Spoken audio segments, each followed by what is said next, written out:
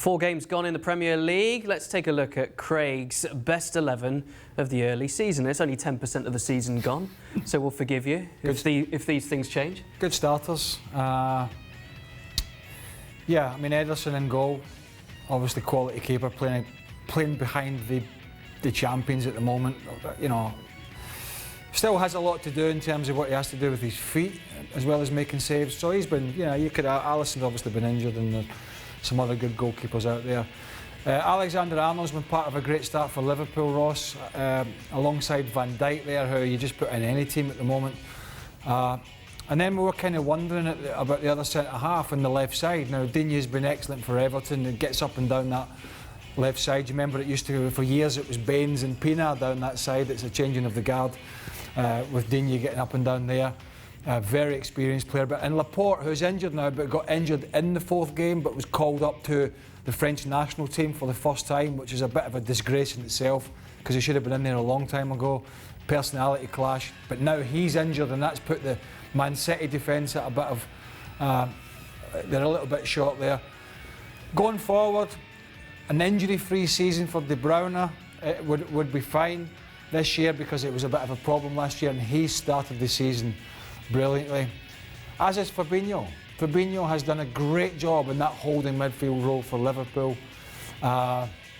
Starting to see the consistency of the player that was at Monaco. Raheem Sterling continues with the great form and a great Manchester City side, and we'll see that for England again during the Euro qualifying. Maddison's an interesting one, because he started the season really brightly under Brendan Rodgers. Now, he wouldn't necessarily play on the left side. He'd play more central, but, well, we can squeeze him in there and he can move around. But there was talk about him going to Man United. I think he's in the England squad.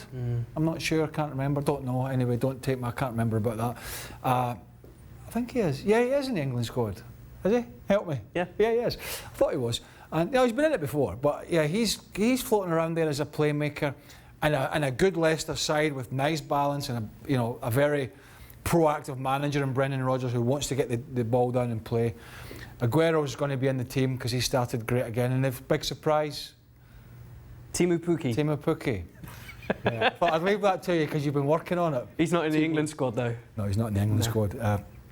But, you know, 5 goals in a Norwich side that have been free scoring last year in the Championship, but whilst haven't always got the results, and they're down near the bottom of the league, I think they've decided they're going to play this open, expansive game, and they're going to create chances, and so far Pukki's taken advantage of it. Now they're sort of caving in a little bit at the other end, and they're going to have to find the right balance. But it's not somebody that would necessarily be in your team over the course of a season, but over the course of a start of the season, he started well.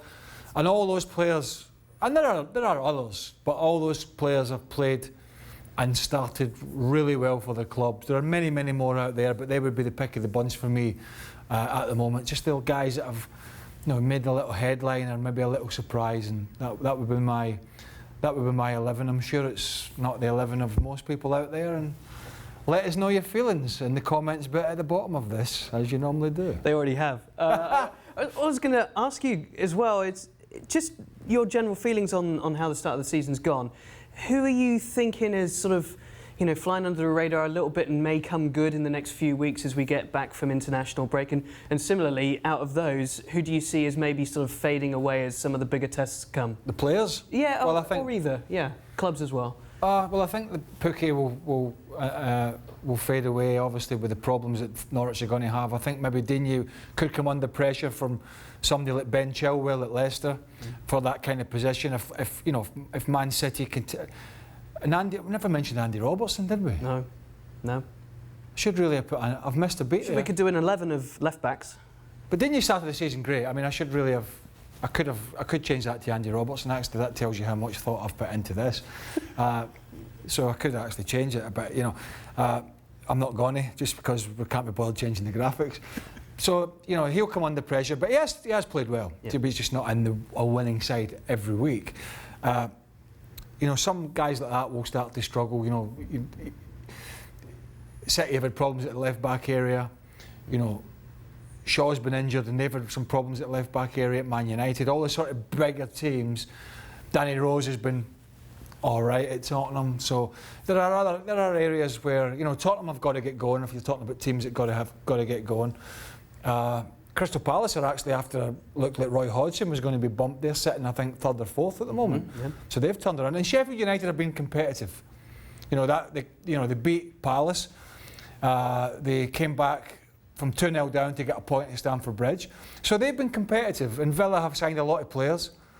But it's going to be tough for a lot of these teams. Newcastle, Steve Bruce was packing the old cases, and then they got some results. So it's a funny old game, but there's only one thing we know.